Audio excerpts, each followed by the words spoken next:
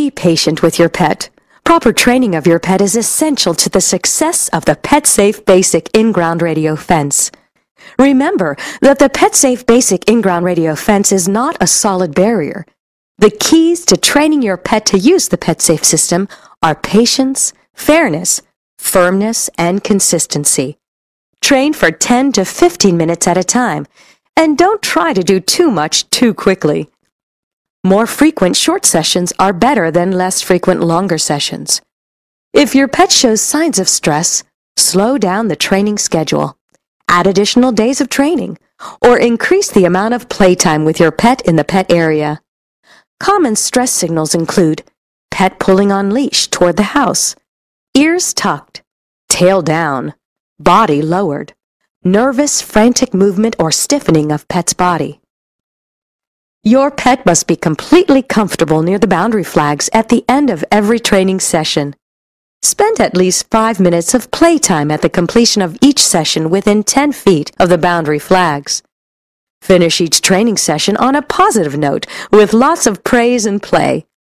Remove the receiver collar after each training session. Be sure to contain your pet by another means during the training period. During training, if you need to take your pet out of the pet area, remove the receiver collar and either pick your pet up or put him in the car to pass out of the pet area. Even if you think your pet is responding well to the training, complete the entire training. Reinforcement is important. The goal of days 1 and 2 is to familiarize your pet with the boundary flags.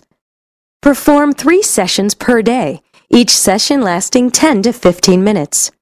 Put a non-metallic collar on your pet's neck and attach a leash. Have tiny pieces of treats that your pet will find desirable, along with your pet's favorite play toy available. Begin by walking your pet on a leash in the pet area. Your pet will not wear the receiver collar for this training step. Calmly praise and talk to your pet, occasionally giving treats. Move toward the boundary flags. Keep your mood happy and throw treats to the ground. With full control of your pet on a leash, toss a treat on the outside edge of the flags. Just before your pet's head reaches the flag line, give him a quick horizontal or downward jerk and release correction on the leash. Do not correct verbally. Lead your pet back into the pet area to about 15 feet away from the boundary flags and praise him. Repeat this process at several boundary flags. The goal of days 3 to 4 is to introduce your pet to the static correction and teach where it happens. Perform 3 sessions per day, each lasting 10 to 15 minutes. Place the receiver collar on your pet's neck. Put a separate non-metallic collar on your pet's neck above the receiver collar and attach a leash. Be sure the extra collar does not put pressure on the contact points. Have tiny pieces of treats and your pet's favorite play toy available. Walk your pet on a leash in the pet area. Calmly praise and talk to your pet, occasionally giving him treats. Allow your pet to move toward the boundary flags. When your pet enters the warning zone, the receiver collar will activate and start beeping. As your pet continues past the flags into the static correction zone, he will receive a static correction. Immediately after your pet receives a correction, lead him back into the pet area.